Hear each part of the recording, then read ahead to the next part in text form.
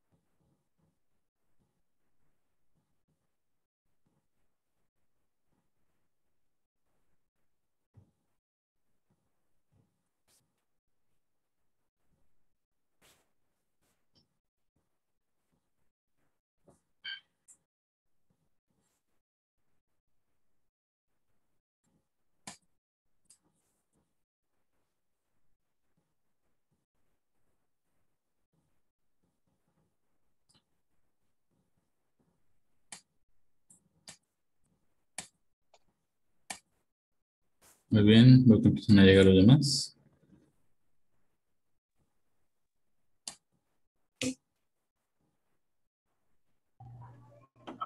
¿Con quién nos quedamos? ¿Con Carlos o arriba? Sí, profe. El Ok, año en el que salió Unix, ¿En qué año apareció? en el 69. Ok, 1969, muy bien. Correcto, compañero. Participación. Y nos queda por último, ahorita si llega, Cedeño Colli, Kevin.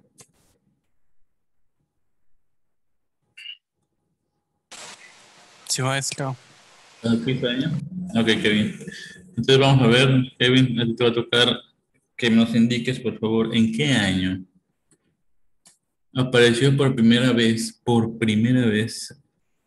el sistema operativo 1 BSD.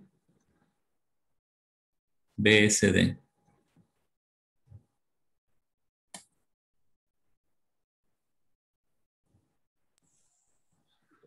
1978. Vamos a revisar, compañero. 1978 aparece para 1 BSD. Correcto. Perfectamente. Entonces tenemos listos a todos los que asistieron hoy, cuando menos. Solo nos quedó pendiente Angie Melahat, que avisó que se había quedado sin luz o sin internet. No sabemos si va a llegar un momento más, pero no importa, porque todavía tenemos bastante que platicar en cuanto a esto y vamos a aprovechar la historia de Unix para poder platicar de este asunto. Tenemos que lleguen los demás, unos dos, tres más que lleguen y listo para poder proseguir. Voy a compartir mientras tanto mi pantalla. Todos pueden verla, ¿verdad? Sí, sí se ve.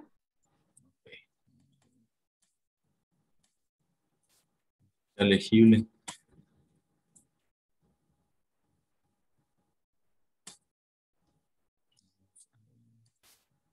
Ahí está. A ver quién llegó.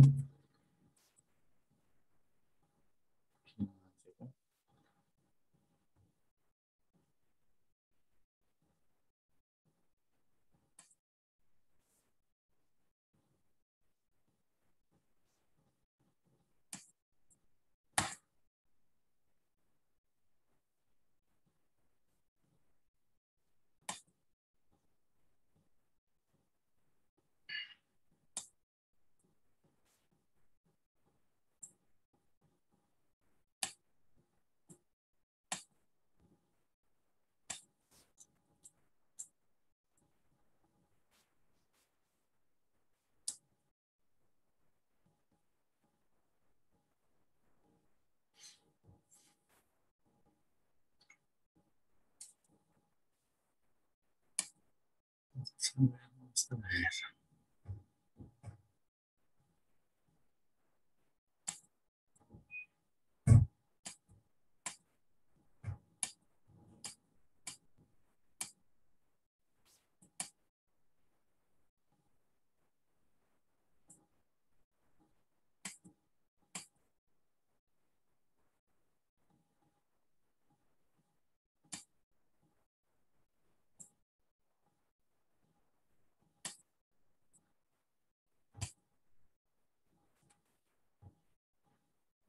Vamos a ver. Ya llegaron todos los que faltan. Ya llegó Pedro.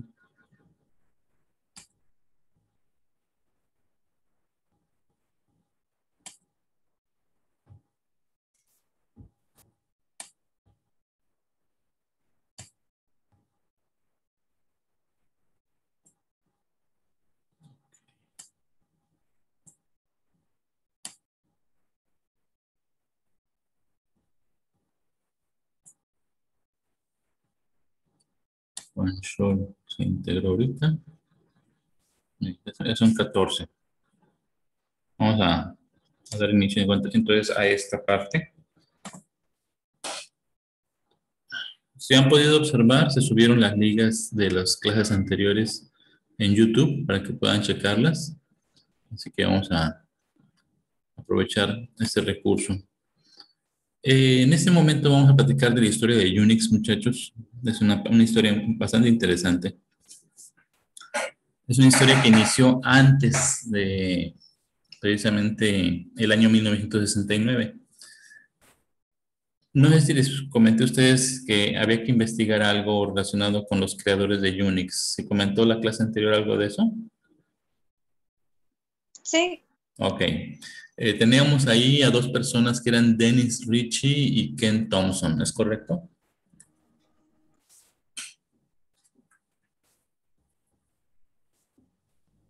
Sí. Muy bien. Estos dos personajes, Dennis Ritchie y Ken Thompson, eran parte de un equipo de desarrollo en los 60s, junto con otras empresas americanas, incluyendo General Electric, incluyendo Volkswagen Newman, incluyendo pues varios más. AT&T era una de ellas, y ellos trabajaban para AT&T. Entonces, se mencionaba que en esos años ellos agarraron los conceptos que aplicaron y aprendieron en el desarrollo del sistema operativo Multics, que era el sistema operativo con el cual estuvieron trabajando ellos, y lo aplicaron en un sistema más pequeño, que bautizaron como Unix en lugar de Multics. ¿Sí? Las siglas de Unix eran Uniplexed Information Computing System. Es un sistema de cómputo uniplexado, ese se le llamó, porque el sistema original era multiplexado, por el nombre Multics. Ellos desarrollaron su primer intento de sistema operativo en un PDP-7 de desecho, una máquina que tienen ahí abandonada, y pudieron trabajar con él. En sus ratos libres estuvieron desarrollando un programa para videojuegos tipo Guerra de las Galaxias. Y para que pudiera funcionar el sistema de videojuegos, pues tuvieron que crear primero su sistema operativo en el cual iban a correr. Y al crearlo, pues empezaron a trabajar y los dueños o los jefes del departamento de los laboratorios Bell de AT&T, donde trabajaban ellos, pudieron aprender y vieron potencial en el sistema operativo que habían desarrollado ellos. Tanto potencial les dieron que simplemente les dieron una máquina más poderosa, una PDP-11 de Digital, y fue cuando hicieron ellos el primer intento de migración de un sistema operativo de una arquitectura de procesamiento a otra, sin haber hecho todo el portado del sistema operativo por código ensamblador. Utilizaron un lenguaje de alto nivel. ¿Alguno de ustedes puede investigar qué lenguaje se utilizó para desarrollar el Unix?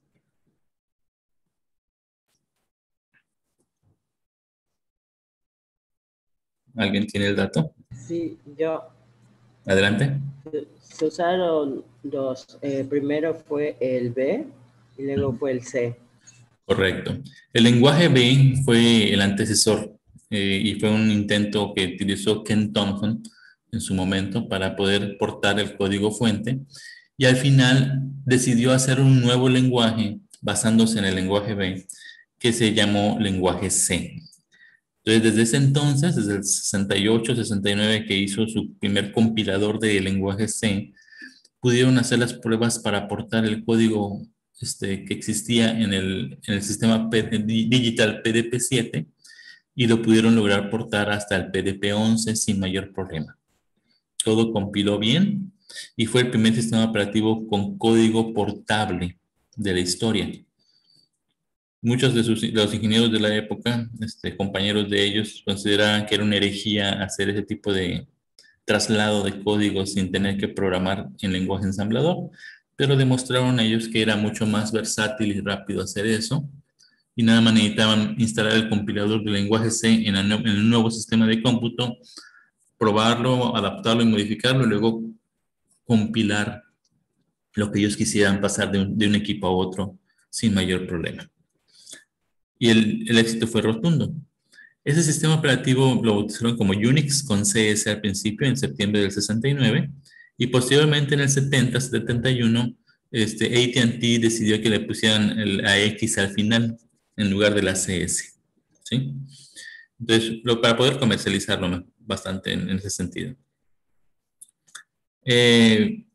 Dennis Ritchie y Ken Thompson, entonces, son conocidos como los padres de Unix, tal cual. De hecho, recibieron premios bastante importantes en su tiempo por parte de presidentes de Estados Unidos y de otros altos mandos, inclusive del ejército. ¿Por qué? Porque la historia implica bastante. Esta época en la que nos tocó ver del 69 a los 80 fue una época dominada fundamentalmente por lo que era la Guerra Fría, la guerra entre Estados Unidos y Rusia o la Unión Soviética. Entonces, lo que se buscaba en esos tiempos era, pues, estar a la vanguardia en cuestiones de cómputo para poder, pues, guardar información o transmitirla digitalmente entre todos los posibles interesados en este caso, como por ejemplo los gobiernos aliados, los de la OTAN, y de esa forma, pues, poder proteger la información y transmitirla de la forma más eficaz posible dentro de un sistema conocido posteriormente como ARPANET, que fue el padre de Internet, como lo conocemos. Bueno, el caso está que continuando los años, vamos aquí a avanzar un poquito, AT&T, o en este caso Dennis Ritchie y Ken Thompson, decidieron, pues, continuar desarrollándolo para poder utilizarlo en los sistemas de tarificación de teléfonos que utilizaba AT&T. Un sistema operativo que debía funcionar continuamente las 24 horas para poder guardar información en base de datos de las llamadas telefónicas realizadas por sus clientes y de esa forma hacer los cálculos del cobro de la tarifa de las llamadas telefónicas. Entonces, los sistemas de tarificación de AT&T corrían con Unix en su momento.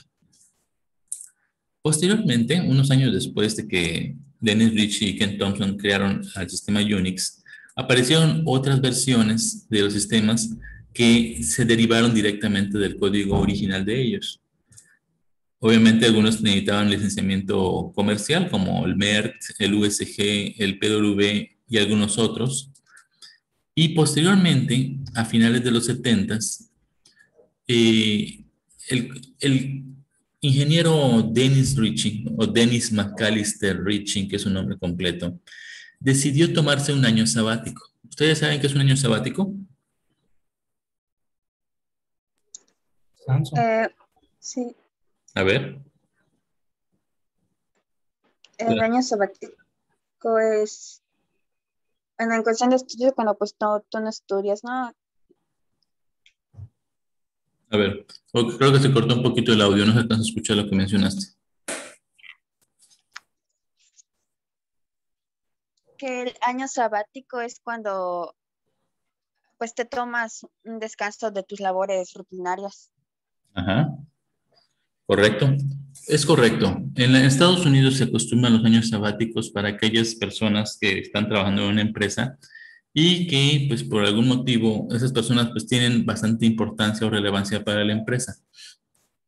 Las empresas, a diferencia de otros lugares como aquí en México, en Estados Unidos valoran mucho la investigación. La investigación pues es una parte grande de la innovación en los negocios en Estados Unidos.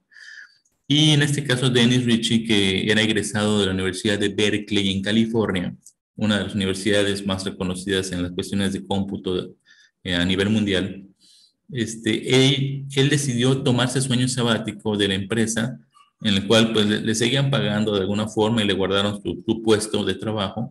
Y en ese tiempo se fue él no a descansar, sino a investigar más en cuanto a lo último de lo que había en el estado del arte de computación, y eso pues lo pudo hacer en su universidad. Cuando él se fue a la universidad, él fue con sus ex compañeros y ex maestros, los antiguos maestros, y les llevó una copia en cinta magnética del sistema operativo que él estaba desarrollando en AT&T. Esa copia de la cinta magnética la instalaron en las minicomputadoras en Berkeley y empezaron a trabajar con ellas, y gracias a que había una gran cantidad de ingenieros en esa universidad, muchos estudiantes empezaron a participar en ampliar el sistema operativo. Empezaban a crear editores de texto, bases de datos, hojas de cálculo, herramientas para el sistema operativo Unix, a una velocidad y a un ritmo enormes. Al terminar su año sabático, Dennis Ritchie regresa a AT&T, pero continúa la colaboración con la Universidad de Berkeley. Y de hecho, en ese proceso de tiempo, hay compartición del código fuente entre Berkeley y AT&T, ¿sí? Se compartieron código entre ellos, lo que se conoce como polinización cruzada de código, y el producto final benefició mucho al sistema Unix comercial de AT&T, y también benefició al sistema de Berkeley, que llevó el nombre oficial de BSD, o Berkeley Software Distribution, tal cual. Esta versión de Berkeley, como aparece aquí, surgió en el 78, ya como un nombre definido por sí mismo, y era para fines académicos exclusivamente.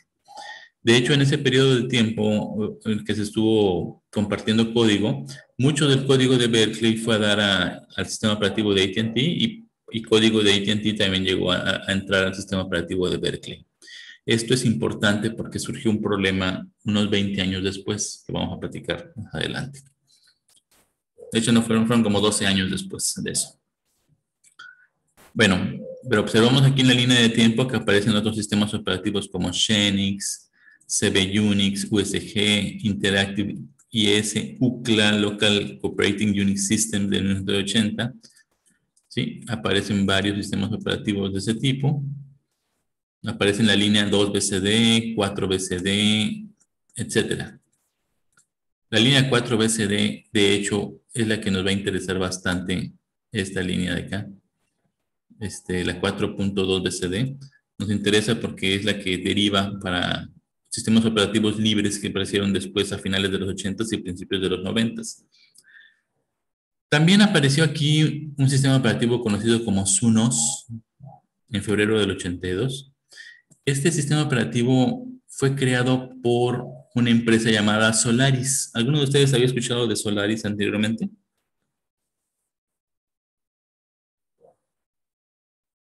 No, maestro. Bueno, Al menos yo no. ustedes conocen la base de datos de MySQL, ¿es correcto? Sí.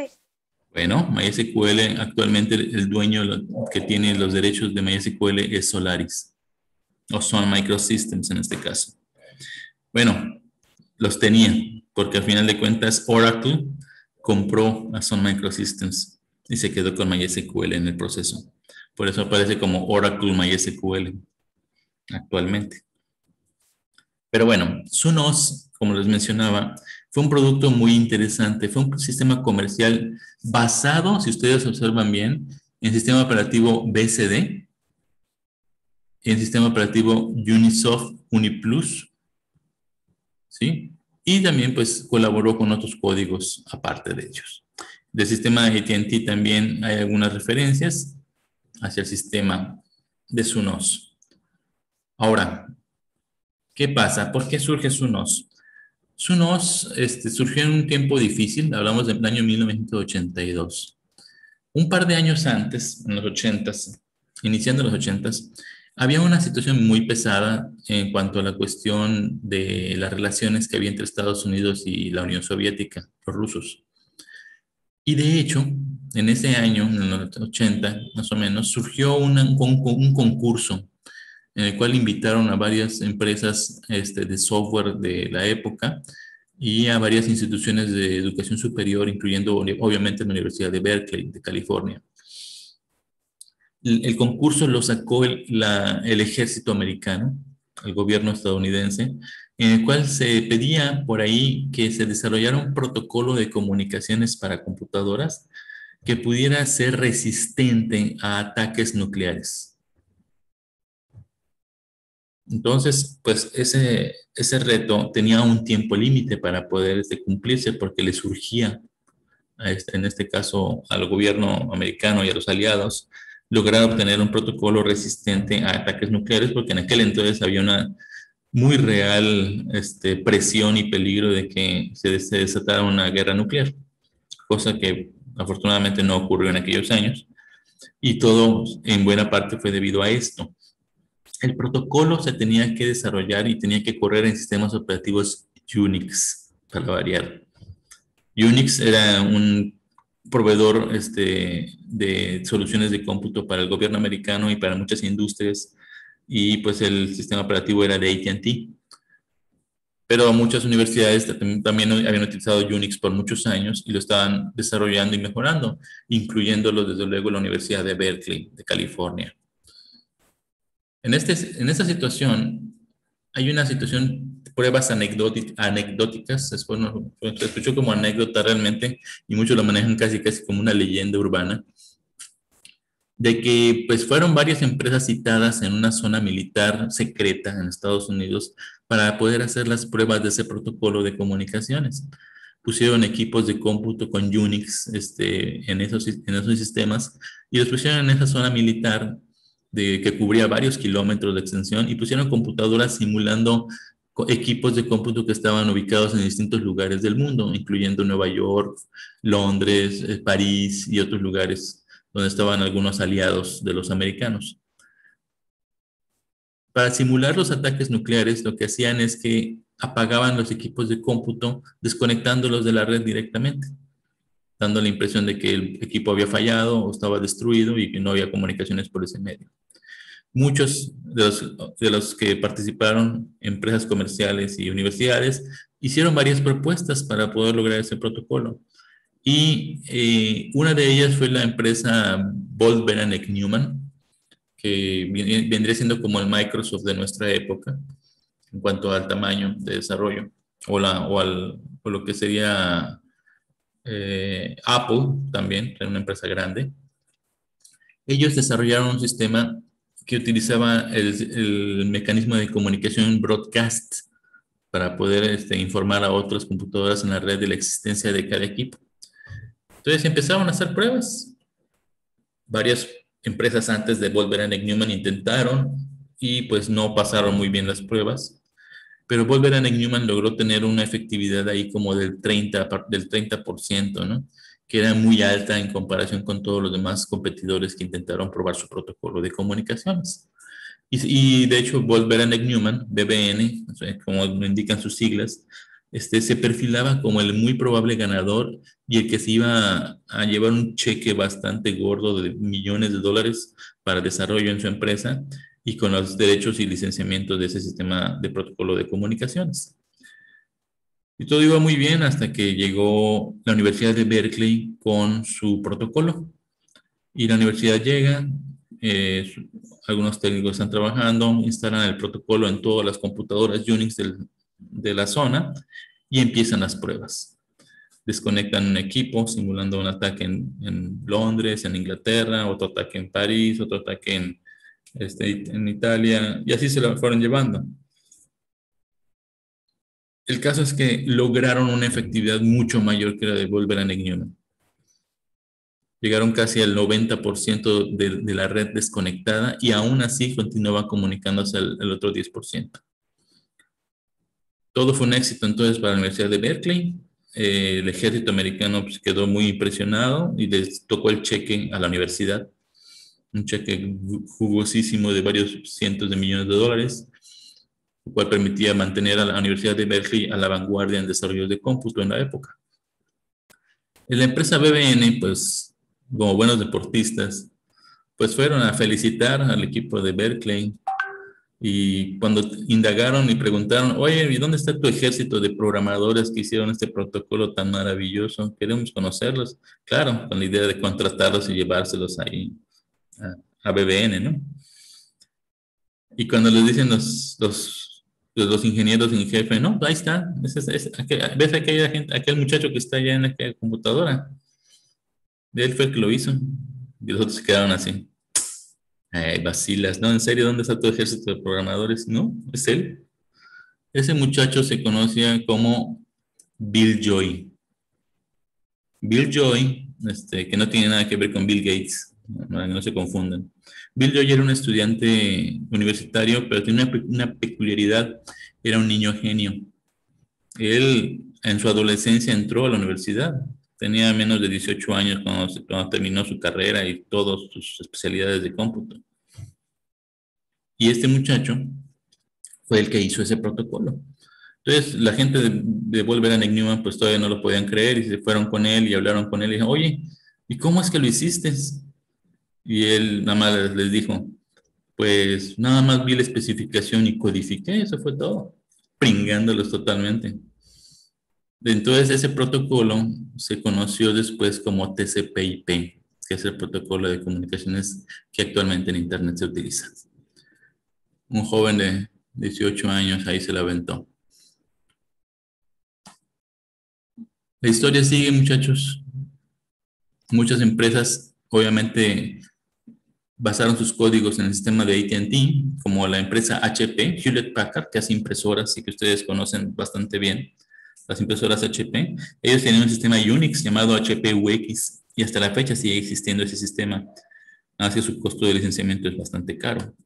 También tenemos por ahí a otras empresas que dedicaron esfuerzos por hacer sistemas operativos compatibles con Unix, como lo fueron precisamente SCO Xenix, que después se convirtió en SCO Unix. También tenemos por aquí lo que es la combinación del sistema operativo Minix, que este Minix que he mencionado yo a ustedes hace un ratito, al principio de la clase anterior.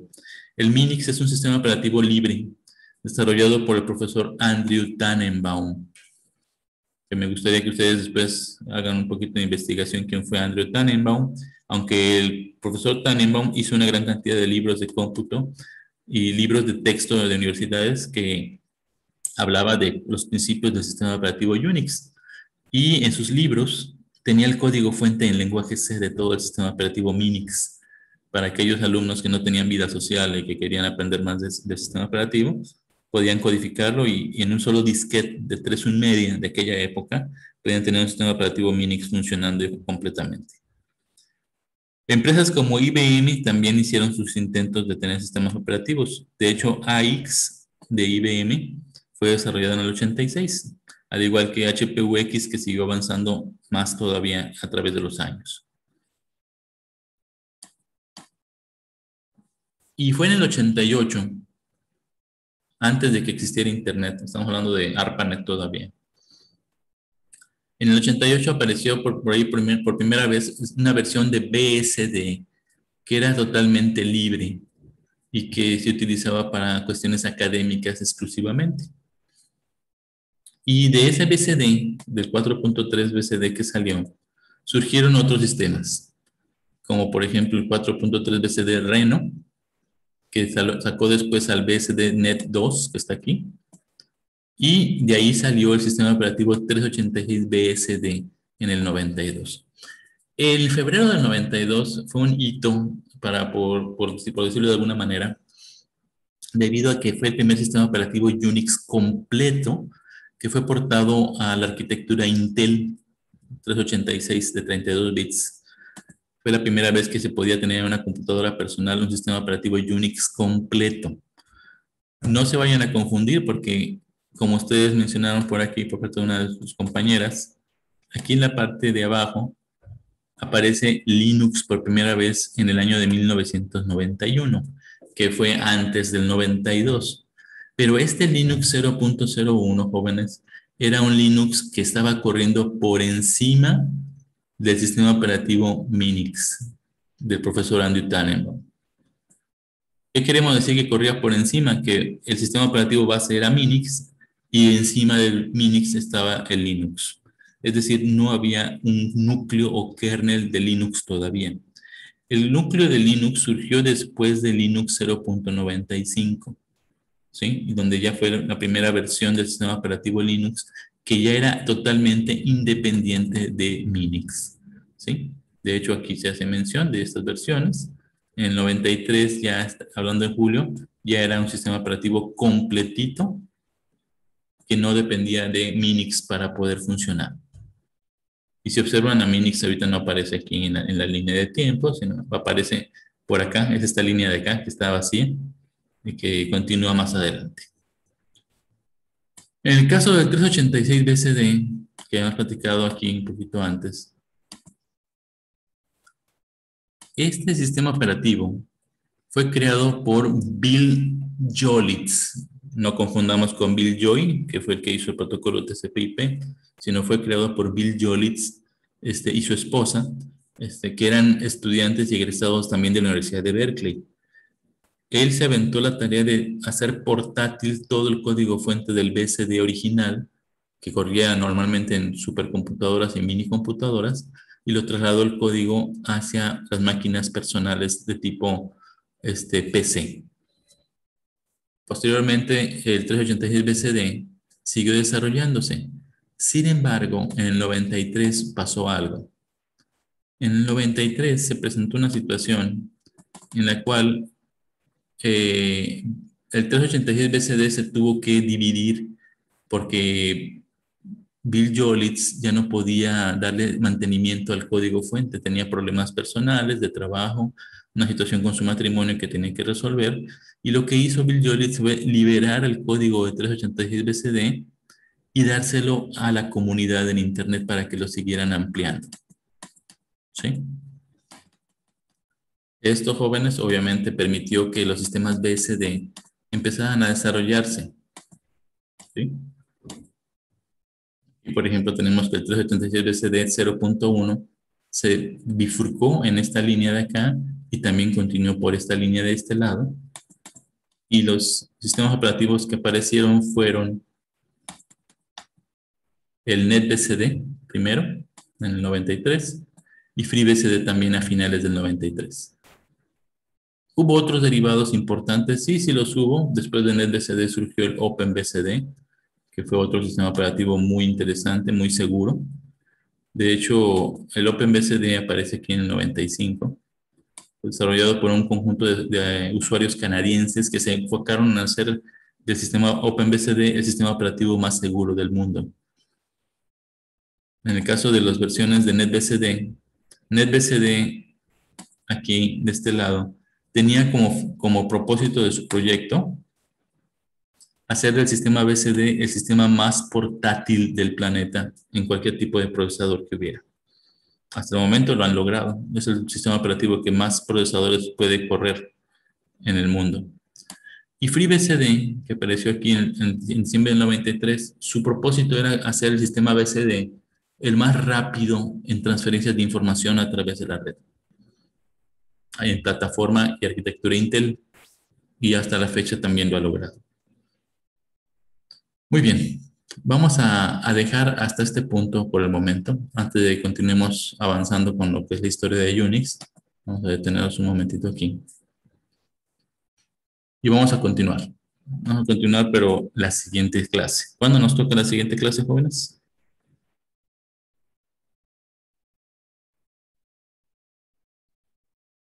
Les escucho. El miércoles. El miércoles. Sí. Perfecto. Entonces, si tenemos clase el miércoles, jóvenes, vamos a confirmar ese punto. El miércoles tenemos la clase. ¿En qué horario? Tenemos clase el miércoles. ¿Qué pasó? Ah, que sí tenemos clases el miércoles. Muy bien. La clase es a las 7:50, ¿verdad? Sí. Es un módulo nada más, perfecto. Muy bien. En este módulo terminaremos la historia de Unix como tal. Sin embargo, sí va a quedar para ustedes una pequeña investigación en relación al sistema operativo Linux ahora. Ya hablamos de Unix, que fue una versión comercial creada por AT&T. Y después, si ustedes vieron en el árbol, apareció Linux por ahí. Pero Linux como kernel tiene una gran cantidad de distribuciones a nivel mundial. Nada más que en este árbol genealógico solo aparece el núcleo del sistema operativo Linux, no aparece la distribución. Entonces lo que ustedes van a averiguar es la línea de tiempo de Linux, que es una línea de tiempo que a diferencia del árbol genealógico que vimos ahorita, que es muy largo, la línea de tiempo de Linux es muy ancha, es un árbol muy alto, por la cantidad de ramas que tiene. Entonces van ustedes a investigar la línea de tiempo o el timeline de Linux, y lo vamos a checar para la siguiente clase que nos toca el día viernes, me parece, ¿no? ¿Sí? Para que lo empiecen a investigar desde ahorita. Y se van a hacer preguntas similares a las que vimos en el árbol genealógico de Unix, pero ahora basándonos en el árbol de Linux. El árbol de Linux es una imagen también grande, está en color, la mayor parte de todo el árbol está en colores, así que es bastante interesante examinarlo. Muy bien. ¿Sí? ¿Hay algún tipo de dudas hasta el momento de lo que hemos visto, jóvenes? Maestro, yo tengo una duda, pero con el PDF, Sí. ¿se sube? No, en esta ocasión no vamos a subir los PDFs. Son demasiado grandes y pesados para estarlos subiendo todos ustedes a la plataforma, pero les va a servir a ustedes para estudiar para el examen. Ok.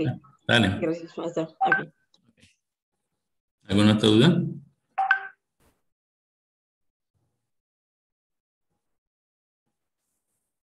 ¿Qué pasó? ¿Alguna otra duda por aquí, jóvenes? De lo que hemos visto hasta el momento No, de ninguna. ¿Ninguna, Giovanna? No, por mi parte no. ¿Tú, Russell? Ninguna, bro. Correcto. Es perfecto escuchar que no tengan dudas. Entonces les vería el miércoles a las 7:50. ¿Sale? Sí, profe. Ok. Nos vemos el miércoles. Entonces, jóvenes, que tengan un excelente día. Nos vemos el miércoles. Gracias, maestro. ¿Sale? Cuídense. Bueno, maestro. Pendientes entonces hasta el miércoles. Vamos a cerrar la sesión de una vez. Y los videos de esta sesión de hoy suben al YouTube. Se los pongo en el WhatsApp. Hasta el miércoles.